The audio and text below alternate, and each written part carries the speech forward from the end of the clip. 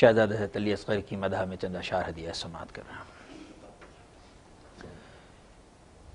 میں ہوں اصغر میں بتاؤں گا شجاعت کیا ہے، میں ہوں اصغر میں بتاؤں گا شجاعت کیا ہے، میں ہوں اصغر میں بتاؤں گا شجاعت کیا ہے، حرملا ہوش میں آ تیری حقیقت کیا ہے، حرملا ہوش میں آ تیری حقیقت کیا ہے، اور حوصلہ فاتح خیبر سے ملا ہے مجھ کو،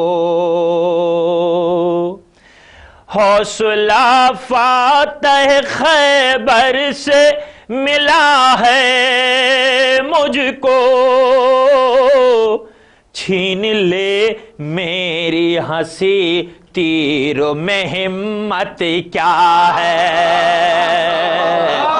چھین لے میری ہنسی تیر میں ہمت کیا ہے، میں ہوں اصغر میں بتاؤں گا شجاعت کیا ہے، اور ظلم کی فوج کو چٹکی سے مسل سکتا ہوں، ظلم کی فوج کو چٹکی سے مسل سکتا ہوں، مجھ کو تلوار اٹھانے کی ضرورت کیا ہے،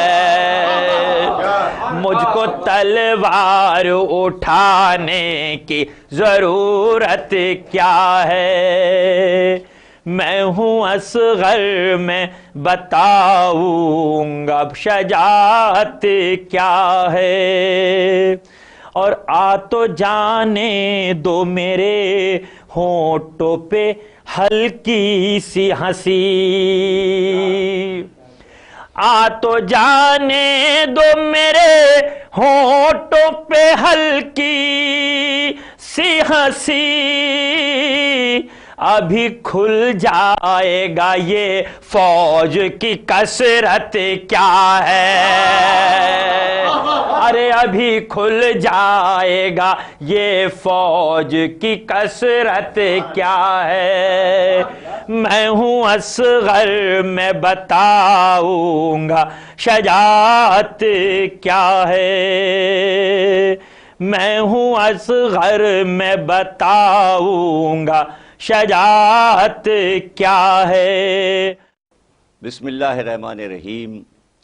ساری تعریف اللہ کے لیے، درود اور سلام محمد علی محمد۔ اللہم صلی علی محمد وآل محمد۔ 1430 ہجری عشرہ محرم کی میٹرو ٹی وی پر جو عشرہ شہادت حسین سے متعلق ہو رہا ہے، اس کی چھٹی تقریر آپ حضرات سماعت فرمائیں۔ عرض کیا گیا کہ سلسلہ انبیاء میں 1,24,000 کہہ دینا آسان ہے، 1,24,000 یہ لفظ ادا کر دینا آسان ہے، لیکن یہ سوچنا کہ 1,00,000 انبیاء اس زمین پر آئے، ان کے اپنے کارنامے ہوں گے، 1,24,000 نام ہوں گے، تو اب ذرا آپ خود ہی غور کر لیجئے کہ کہنا 1,00,000 آسان ہے، لیکن اگر کوئی نام گنانے پر آ جائے تو چند کے نام ہیں، لیکن 1,24,000 پر ایمان لانا ضروری ہے، واجب ہے، حالانکہ آپ 1,24,000 کے نام نہیں جانتے. پتہ چلا ان کے نام، ان کی سیرت، ان کا پیغام، ان کی قوم، ان کا ملک، ان کا شہر سب غیب میں ہے، مگر غیب پہ ایمان رکھنا ہے.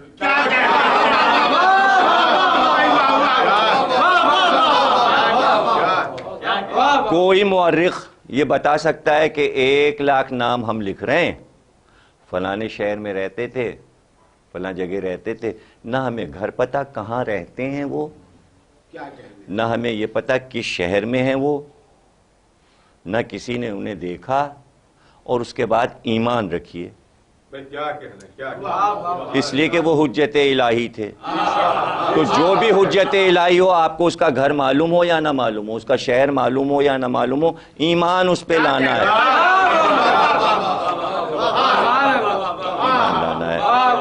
تو یہ 1,00,000 انبیاء صرف کہنے کے لیے نہیں آئے ہیں دنیا میں کہ امت صرف کہہ دے کہ 1,00,000 انبیاء پر ہم ایمان رکھتے ہیں، بلکہ ان کی زندگی اور ان سے متعلق ہر شے کو پیغام سمجھ کر،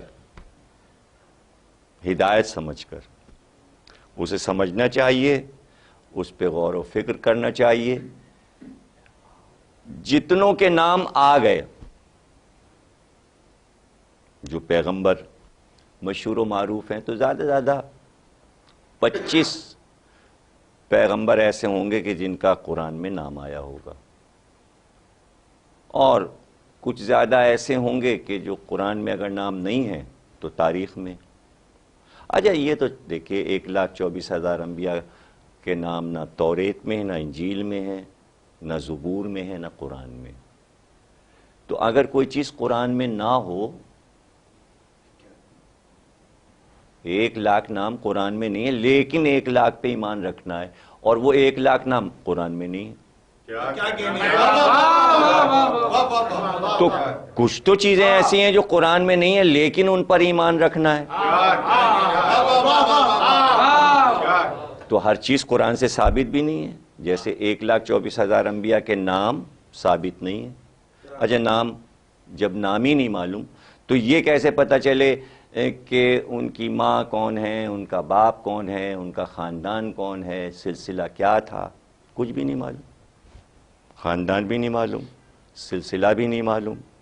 لیکن کہنے والا سچا تھا، اس نے کہہ دیا، وہ صادق تھا، اب آپ اس کی بات مان لیجئے،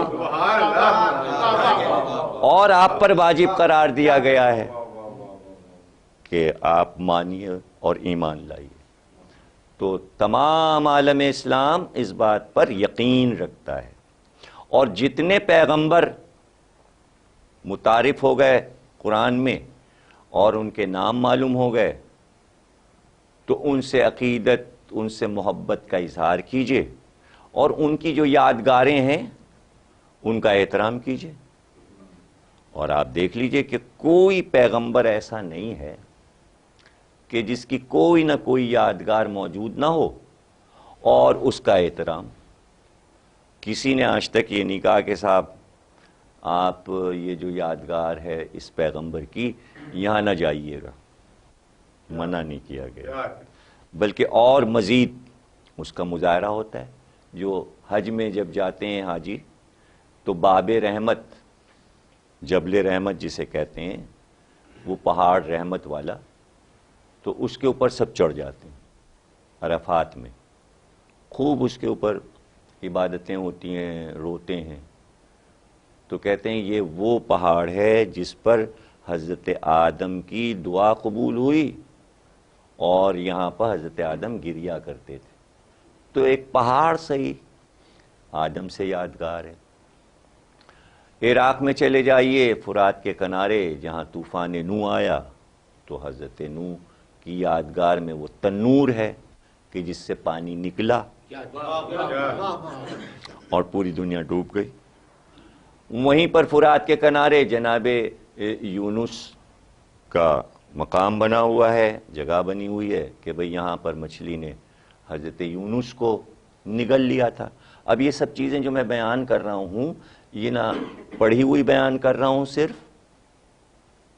اور نہ سنی ہوئی، اپنی آنکھ سے دیکھی ہوئی بیان کرو۔ بھئی عرفات میں جبل رحمت پہ میں بھی گیا، جہاں مقام حضرت نوح ہے وہاں کی بھی میں نے زیارت کی۔ اب اس کے بعد جناب یونس ہیں، اس کے علاوہ جناب ایوب کا جو گھر ہے ہلے کے پاس، اور جہاں ان کی قبر بھی ہے جناب ایوب کی، اس گھر میں بھی گئے، وہ درخت بھی دیکھا جس کے نیچے وہ بیٹھتے تھے، اس کے پتے بھی ہم لے آئے جو منسوب ہے ان سے۔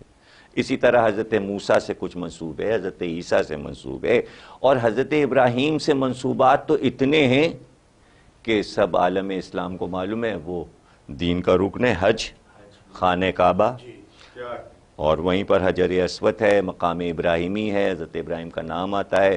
تو انبیاء سے جتنی بھی چیزیں منسوب ہیں اس کا احترام کرو، اور قرآن نے سورہ بقرہ میں کہہ دیا کہ بھائی یہ شاعر اللہ ہیں، یہ اللہ کی نشانیاں ہیں، اور ان نشانیوں کا احترام کرو۔ احترام کی شکل میں وہ چیزیں، کیوں؟ اس لیے کہ جو تم نام سنو گے کتابوں میں اور پڑھو گے تو ایک چیز ہوتی ہے کہ دل سے جھکاؤ اور محبت کے لیے کچھ دیکھ لیں۔ یہ اس عظیم انسان کے بارے میں جو سنا ہے اس کی کوئی شہ نظر آ جائے، تو قدرت نے ہی تو فطرت بنائی ہے انسان کی، تو اس کو نفسیات معلوم ہے کہ یہ انبیاء کے قصے جب سنیں گے تو یہ تلاش کریں گے کوئی یادگار ہوتی، تو ہر نبی کی یادگار کو اللہ نے محفوظ رکھا۔ تو جب ہر نبی کی اتنی یادگاریں ہیں، جو 1,24,000 کا فقر جو نبی ہے، تو پھر اس کی کتنی یادگاریں ہوں گی؟ اب وہ کسی بھی صورت میں ہوں، جب صدیاں گزرتی ہیں تو شکل چیز کی بدل جاتی ہے، لیکن میں سمجھتا ہوں کہ سارے پیغمبروں کی یادگاریں ایک طرف اور ہمارے سرکار دو عالم کی یادگاریں اتنی ہیں کہ اگر گننا شروع کریں تو گنتی نہیں کر سکتے، اس لیے کہ جس کی نبوت کا مکے کی شاہراہوں کا ذرہ ذرہ گواہ ہو۔ دیکھیں، میں ذرہ کا لفظ جو ہے وہ ذرہ سے بنا ہے، حقیر سی شے، ذرہ، یہ لفظ میں نے استعمال کیا۔ اب چونکہ استعمال ہو گیا تو میں وضاحت کر دوں کہ بھئی مکے کا ذرہ ذرہ، یہ محاورہ بولتے ہیں نا، ذرہ ذرہ گواہ ہے، تو یہ محاورہ کہاں سے آیا کہ ذرہ ذرہ کیسے گواہی دیتا ہے؟ ذرہ بھی کہیں گواہی دیتا، اور اردو میں یہ محاورہ موجود ہے کہ ذرہ ذرہ گواہ ہے۔ تو یہ محاورہ چلا ہی یہاں سے کہ مکے کے ذروں کو ہاتھ پہ اٹھایا تھا کافروں نے، کہا یہ ذرے کلمہ پڑھیں، تو ذرے کلمہ پڑھنے لگے، لا الہ، ذرہ ذرہ گواہ۔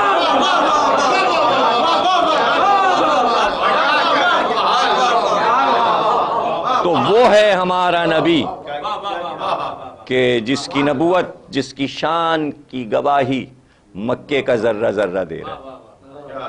اور یوں بھی کہتے یہ ہیں کہ جو غار ہرا ہے، ہرا کا پہاڑ جہاں پہلی وحی آئی، تو 2 گھنٹے لگتے ہیں اس کے اوپر چڑھنے میں، اتنا اونچا ہے۔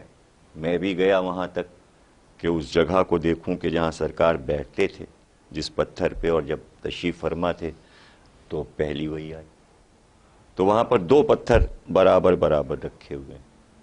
تو رسول اللہ کو کبھی حضرت علی نے اکیلے نہیں چھوڑا، تو حضرت علی ساتھ ہوتے تھے، حالانکہ کم عمر تھے۔ جناب خدیجہ کھانا لے کے جاتی تھیں اور حضرت علی حفاظت فرماتے تھے، اور آپ عبادت غار ہرا پہ کرتے تھے۔ تو جس وقت پہلی وحی اقرا کی آئی تو نہج البلاغہ میں حضرت علی نے فرمایا کہ میں اس وقت موجود تھا اور وحی کے نور کو میں نے اپنی آنکھ سے دیکھا، وحی کی خوشبو کو میں نے محسوس کیا۔ یہ نہج البلاغہ میں حضرت علی نے فرمایا جب پہلی وحی آئی۔ تو پھر ہم باری باری دونوں پتھروں پہ بیٹھے کہ بھئی یہ یہاں پہ رسول اللہ بیٹھتے تھے، یہاں پر حضرت علی بیٹھتے تھے، تو ہم بھی اس مبارک پتھروں پہ کچھ دیر، 2 گھنٹے کا سفر طے کر کے آئے ہیں، تو تھوڑا سا بیٹھیں، تو ایسی جگہ بیٹھ جائیں جہاں پہلی وحی آئی ہے۔ تو اس پہاڑ کے لیے یہ لکھا ہے کہ غور سے دیکھیے، تو اس کے ذروں میں آپ کو سونے کے ذرے چمکتے نظر آئیں گے۔ تو اب چونکہ ہم پڑھ چکے تھے واقعے میں، تو ہم نے کہا بھائی دیکھیں، تو واقعی دھوپ تیز، گرمی کا زمانہ تھا جب ہم حج کرنے گئے، تو سورج پڑ رہا تھا خانہ کعبہ، سورج جو تھا وہ پڑ رہا تھا پہاڑ کے اوپر، تو اس میں وہ میں نے ذرے چمکتے دیکھے، اور ہر ایک دیکھ سکتا ہے۔ تو یہ کیا واقعہ ہوا تھا؟ یہ واقعہ یہ ہوا تھا کہ اللہ نے اپنے نبی سے کہا تھا کہ تبلیغ شروع کرنے سے پہلے اگر آپ کو ضرورت ہو تو ہم اس ہیرا پہاڑ کو سونے کا آپ کے لیے بنا دیں۔ تو جبریل امی یہ پیغام لے کے آئے تھے، اشارہ کیا کہ اللہ یہ کہتا ہے کہ اگر کہیے تو یہ پورا پہاڑ سونے کا بنا دیا جائے آپ کے لیے۔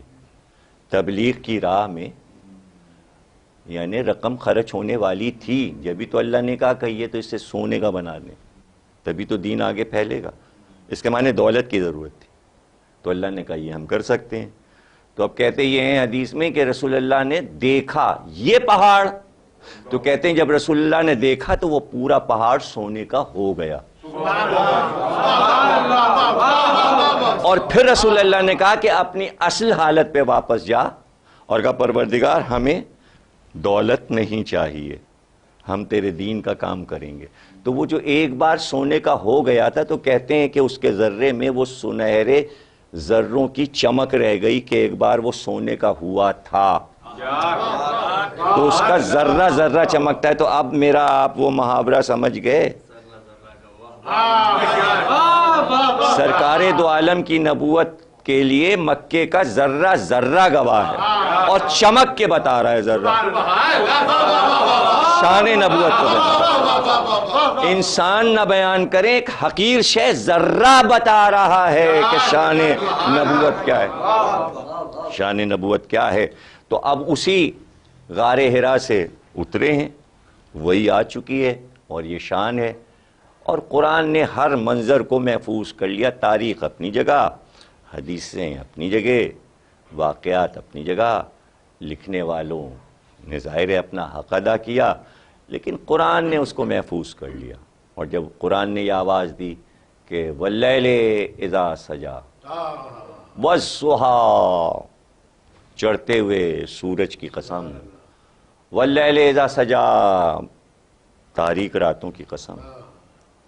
تو اب یہ قسمیں جو کھا رہا ہے اللہ، تو یہ سب کچھ پیغمبر کی زندگی کا ایک ایک لمحہ قرآن محفوظ کر رہا ہے۔ چڑھتا ہوا دن، ابھرتا ہوا سورج، غار حرا سے سرکار مثل آفتاب کے اتر رہے ہیں۔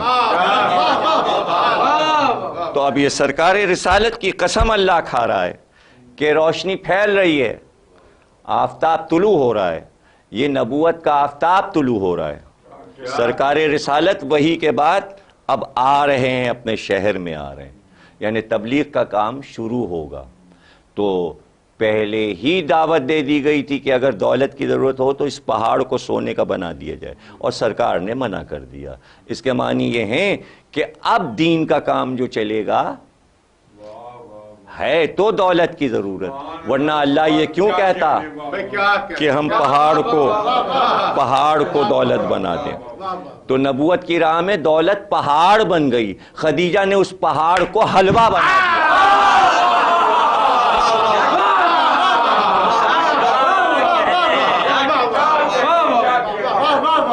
اب شاید آپ یہ کہیں کہ بھئی حالانکہ 6 تقریریں تو آپ حضرات سن چکے، مزاج سے بھی واقف ہیں آپ ہمارے، آپ کہیں کہ یہ کیا کہہ دیا، پہاڑ کو حلوہ بنا دیا، یہ کیسے بول دیے، یہ کیا چیز ہے؟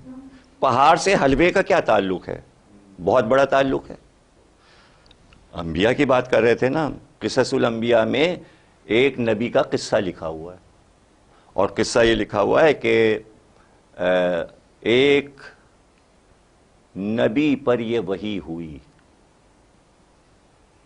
کہ صبح کو جب تم اٹھنا اور سب سے پہلے جس چیز پر تمہاری نظر پڑ جائے اسے کھا جانا۔ وہ اٹھے، جیسے ہی نظر اٹھائی، پہلی نظر ایک پہاڑ پر پڑی۔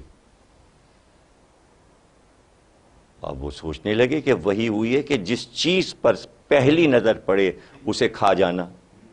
میں نے کیا کہا تھا کہ اللہ انبیاء کا امتحان نہیں لیتا، یعنی انبیاء کا جو امتحان لیا جاتا ہے اس سے عالم انسانیت کو کچھ سکھایا جاتا ہے۔ اب دیکھیے اس میں اس نبی کے قصے میں کیا انسانوں کو سکھایا جائے گا؟ یہ سکھایا جائے گا کہ اسی وقت نبی نے یہ کہا کہ اگر اللہ نے کہا ہے تو ایسا ہو سکتا ہے۔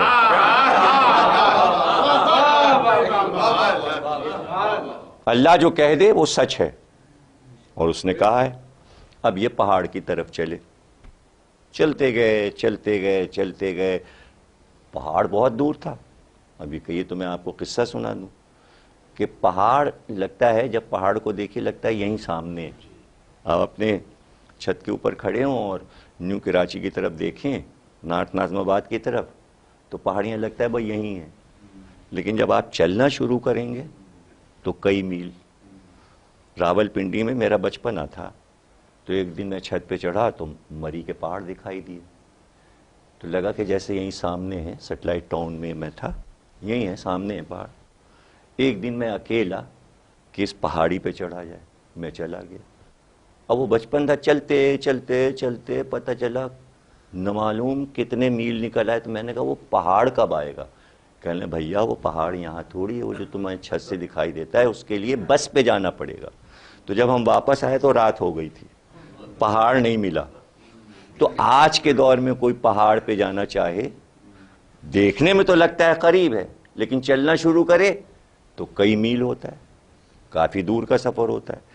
تو اب ظاہر ہے کہ نبی نے پہاڑ کو دیکھا، چلنا شروع کیا، لیکن نبی کے ساتھ یہ ہوا کہ جیسے جیسے پہاڑ قریب ہوتا گیا پہاڑ چھوٹا ہوتا گیا۔ وہ آگے بڑھتے جا رہے ہیں، پہاڑ چھوٹا ہوتا جا رہا ہے، وہ قریب ہوتے جا رہے ہیں، پہاڑ یہاں تک کہ پہاڑ کے قریب جب پہنچے تو وہ پہاڑ وہاں پر ایک نوالے کی شکل میں حلوہ رکھا ہوا تھا، اور چونکہ اللہ نے کہا تھا جس چیز پہ نظر پڑ جائے پہلی اسے اٹھا کے کھا جانا، انہوں نے اٹھا کے وہ حلوہ کھا لیا۔ یہ ہے پہاڑ اور حلوے کا قصہ۔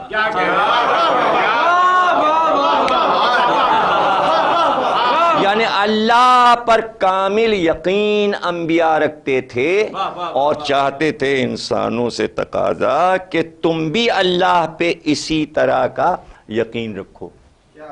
اسی لیے ہمارے سرکار نے اپنی قوم سے پوچھا تھا، مکے والوں سے، کہ یہ بتاؤ کہ اگر میں تم سے یہ کہوں کہ اس پہاڑ کے پیچھے ایک لشکر چھپا ہوا ہے تو تم یقین کرو گے؟ تو سب نے کہا نہیں، آپ صادق ہیں۔ دیکھیے میری گزشتہ تقریروں کو یاد کر لیجئے کہ سرکار نے پہلے کافروں سے یہ کہلوایا کہ بتاؤ میں کیا ہوں۔ انہوں نے کہا آپ سچے بھی ہیں، صادق بھی ہیں اور امین بھی ہیں، یعنی اپنے کردار کی گواہی کافروں سے دلوا لی، تب تبلیغ شروع کی۔ اس لیے ہادی کا کردار میں کامل ہونا ضروری ہے۔ دیکھیے ہادی مقرر اللہ کرے گا، لیکن نبی کو یہ بتانا ہے کہ اب ہم تو چلے جائیں گے، وصال ہو جائے گا، لیکن اب تمہیں ہدایت کس سے لینی ہے؟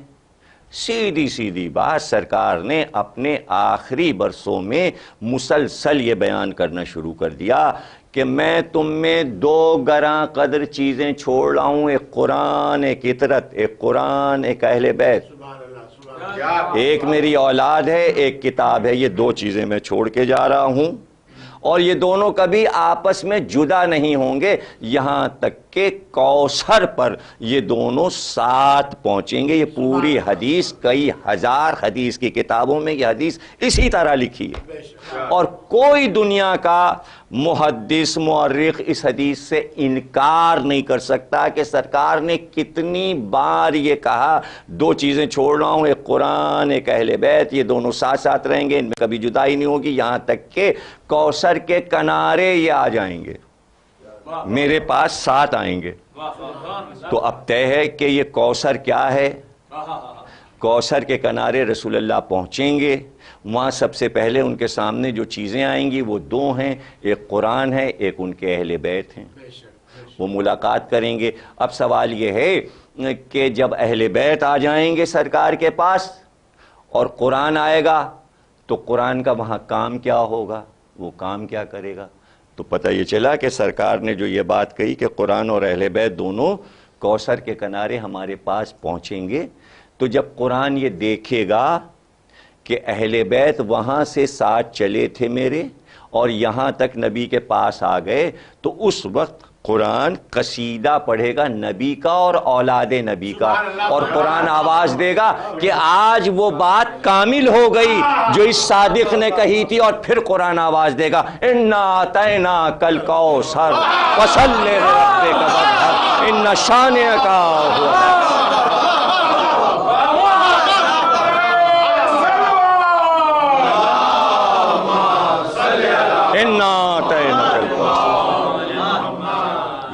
یہ سرکار رسالت کا قصیدہ ہے قرآن میں، یہ اہل بیت کی مدح ہے، اِنَّا أَعْطَيْنَاكَ الْكَوْثَرَ۔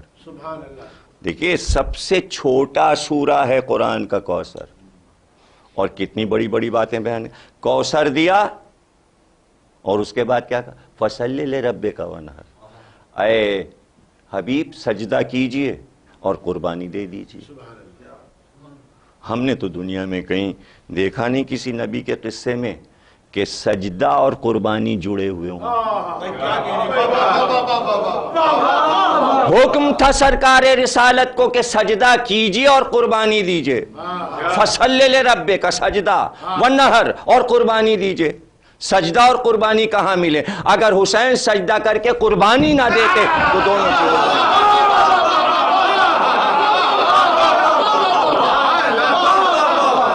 کائنات کا ایک انسان جس نے سجدے اور قربانی کو ملا دیا، تو پھر اللہ کا ایک وعدہ بھی ہے کہ اگر سجدہ ہو گیا اور فوراً قربانی ہو گئی، فَصَلِّ لِرَبِّكَ وَانْحَرْ إِنَّ شَانِئَكَ هُوَ الْأَبْتَرُ، پھر آپ کا دشمن جو ہے وہ ابتر ہے۔ حسین کے سجدے نے، حسین کی قربانی نے محمد کے دشمنوں کو ابتر بنا۔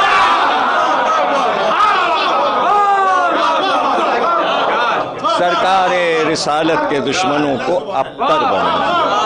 ایک چھوٹے سے سورے نے قرآن کی عظمت کی گواہی دی، سرکار رسالت کی گواہی دی، سرکار کے خاندان کی گواہی دی، اہل بیت کی گواہی دی، سجدے کی عظمت بتائی، قربانی کی عظمت بتائی۔ اتنا چھوٹا سا سورہ 3 آیتوں کا اور اتنے عظیم معنی۔ پتہ چلا کہ اگر قرآن کا چھوٹا سا سورہ عظمت بتا دے تو اہل بیت کا چھوٹا سا سورہ جو ہے وہ قیامت تک کی عظمت بتا دیتا ہے۔ قرآن کا چھوٹا سورہ کوثر ہے اور حسین کے لشکر کا چھوٹا سپاہی علی اصغر ہے۔ یہاں کوثر ہے، یہ اصغر ہے۔ جیسے کوثر نے اتنے معنی سمجھا دیے، اتنے ہی معنی کربلا کے علی اصغر نے سمجھا دیے۔ علی اصغر نے 6 مہینے کا بچہ، علی اصغر 6 مہینے کے، اور 6 مہینے کا بچہ کیا کر سکتا ہے؟ اپنے پیروں سے نہیں چل سکتا۔ کہتے ہیں کہ 6 مہینے کا بچہ تو اس کی تو مٹھیاں بھی نہیں کھلتی، مٹھیاں بند ہوتی ہیں۔ تو کائنات کی دولت علی اصغر کی مٹھیوں میں، دادا والی طاقت، علی والی طاقت مٹھیوں میں، لیکن طاقت کا مظاہرہ کیسے ہو؟ دیکھیے آپ کہہ سکتے ہیں کہ کوئی بچہ ہو کسی کی گود میں اور اس کے اوپر کوئی وار ہو جائے اور وہ مر جائے، تو یہ کیسے کوئی بتائے گا بچہ بڑا بہادر تھا؟ بتا ہی نہیں سکتا۔ ایک حادثہ ہو گیا، بچہ مر گیا۔ لیکن علی اصغر نے بتایا کہ ہم محمد کے گھرانے کے ہیں، محمد کے پوتے ہیں، ہماری رگوں میں رسالت کا لہو ہے، ہم دنیا کو بتا کے جائیں گے کہ حسین کے خاندان کا، نبی کے خاندان کا بچہ 6 مہینے کا ہو تو شجاع ہوتا کیسے، تاکہ دنیا کو پتہ چل جائے۔ تو علی اصغر نے اپنی مسکراہٹ سے بتایا کہ میری طاقت کو دیکھو، کہ اتنے بڑے وار کے بعد بچہ روتا ہے، علی اصغر روئے نہیں، مسکرا کے اپنی طاقت بتائی کہ جس طرح میرے دادا نے خیبر کا در اٹھا لیا تھا، میں نے اس تیر کا وزن اٹھا لیا۔ یہ علی اصغر کی قوت ہے، اور لامتناہی پیغام علی اصغر کا کہ الیگزینڈر گونل جو کہ فرینچ زبان کا مشہور شاعر ہے، اس نے 200 بن کا مرثیہ علی اصغر پہ لکھ دیا، شہزادہ علی اصغر پہ لکھ دیا۔ اور کیوں لکھا؟ اس لیے کہ جنگ عظیم جب ہو رہی تھی اور اس جنگ میں اتنے بم گرے اور اتنے گھر اجڑے، اتنے گھر تباہ ہوئے اور برباد ہوئے، تو ظاہر ہے کہ لوگ اس لڑائی سے عاجز آ گئے تھے، ایسی وار ہو رہی تھی۔ تو اس نے ایک انجمن بنائی اور اس نے بچوں کو جمع کیا، اور بچوں کی طرف سے اس نے ایک خط لکھا اقوام متحدہ کو، اور اس میں یہ پیغام دیا کہ ہم بچوں نے یہ انجمن بنائی ہے، اور ہم سب یہ اپیل کرتے ہیں اقوام متحدہ سے کہ اس لڑائی کو بند کر دیا جائے، اس لیے کہ کتنے بچے یتیم ہو گئے اور کتنی عورتیں بیوہ ہو گئیں۔ اس لڑائی کا نتیجہ بہت ہی انسانیت کے لیے نقصان دہ ہوا ہے، اور ہم بچوں کی انجمن نے، اس خط میں یہ لکھا اس نے، ہم بچوں کی انجمن نے اپنا سردار کربلا کے چھوٹے شہید علی اصغر کو منتخب کیا ہے۔ وہ ہمارے رہنما ہیں، وہ ہمارے لیڈر ہیں، اور یہ پیغام پوری دنیا کی قوموں کے لیے ہے کہ لڑائی بند کر دو۔ آپ نے دیکھا کہ امن کا ایک پیغام، اور اس نے مرثیے میں حضرت علی اصغر کے فرینچ زبان میں جو پیغامات دیے ہیں اور جس طرح بتایا ہے کہ علی اصغر کی شہادت کیسے ہوئی، کہ اس کو پڑھ کر انسان حیران ہو جاتا ہے کہ دنیا کی کئی زبانوں میں اس فرینچ زبان کے مرثیے کا ترجمہ ہوا۔ تو غیر اقوام جن جن لوگوں نے علی اصغر کی شہادت کا حال سنا ہے وہ تڑپ جاتے ہیں، بے قرار ہو جاتے ہیں۔ آج 1400 برس کے بعد کہ وہ کیسے انسان تھے کہ جو سامنے دیکھ رہے تھے کہ ایک بچہ ہے اور حسین یہ کہہ رہے ہیں کہ یہ پیاسا ہے، اس کو تھوڑا سا پانی دے دو، اور پھر یہ بھی کہہ رہے ہیں یہ مت سمجھو کہ بچے کے بہانے سے پانی لے کر میں پی لوں گا، اگر تم کہتے ہو تو جلتی ریت پر میں لٹائے دیتا ہوں، خود آؤ اور اپنے ہاتھ سے اسے پانی۔ ہاں، جن کے دل پتھر نہیں تھے، جن کے سینے میں دل تھا، کہتے یہ ہیں کہ وہ منہ پھیر پھیر کر رونے لگے، لیکن ان کے دل میں جو ایک ہمدردی کا لمحہ آیا تھا، سردار لشکر نے اس لمحے کو رہنے نہیں دیا، بلکہ ابن سعد نے آواز دی ہرملہ کو کہ تو بہت بڑا تیر انداز ہے، اگر حسین اسی طرح پکارتے رہے کہ میرے بچے کو پانی پلا دے، اور یہ بچہ اپنی خشک زبان کو اپنے خشک ہونٹوں پر پھیرتا رہا، تو لشکر کا رنگ بدل جائے گا، لشکر میں بغاوت ہو جائے گی۔ اقطع کلام الحسین، جلدی کلام حسین کو قطع کر۔ تو اس ظالم نے کمان میں 3 بھال کا تیر جوڑا، علی اصغر کی گردن کا نشانہ لیا اور تیر چلا، اور کہتے یہ ہیں کہ جب وہ تیر علی اصغر کی گردن پہ لگا تو لفظ آیا سورہ کوثر میں نہر۔ نہر کا مطلب یہ کہ سر کو جسم سے الگ کر دیا جائے۔ اس لیے علی اصغر کی ماں نے جب علی اصغر کا لاشا دیکھا تھا تو جناب رباب نے کہا تھا اے میرے لال، کیا عرب میں تیری عمر کے بچے نہر کیے جاتے ہیں؟ نہر کیے جاتے ہیں۔ اللہ اکبر۔ کاش میرے دوستو تم ہوتے تو تم دیکھتے کہ میں اپنے بچے کے لیے کس طرح پانی مانگ رہا تھا، لیکن پانی کے بجائے میرے بچے کو تیر مارا گیا۔ لاش علی اصغر لیے ہوئے، لاشیں لائے، جوان بیٹے کی لاش بھی لائے تھے، بھتیجے کی لاش بھی لائے تھے، بھانجوں کی لاش بھی لائے تھے، لیکن 6 مہینے کے بچے کی لاش لائے تو کہتے ہیں خیمے کی طرف بڑھتے ہیں اور بار بار کہتے ہیں اِنَّا لِلَّهِ وَإِنَّا إِلَيْهِ رَاجِعُونَ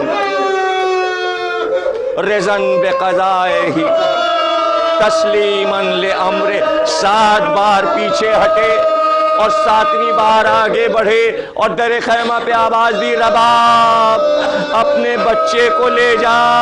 کہتے ہیں رباب سے پہلے سکینہ آئی اور حسین کا دامن پکڑ کے کہا، بھیا علی اصغر کو پانی پلا لائے، بابا سکینہ کے لیے پانی۔ حسین نے ایک بار چادر کو الٹ دیا، کہتے ہیں لاش علی اصغر دیکھ کر بہن گھبرا کے ماں سے لپٹ گئی۔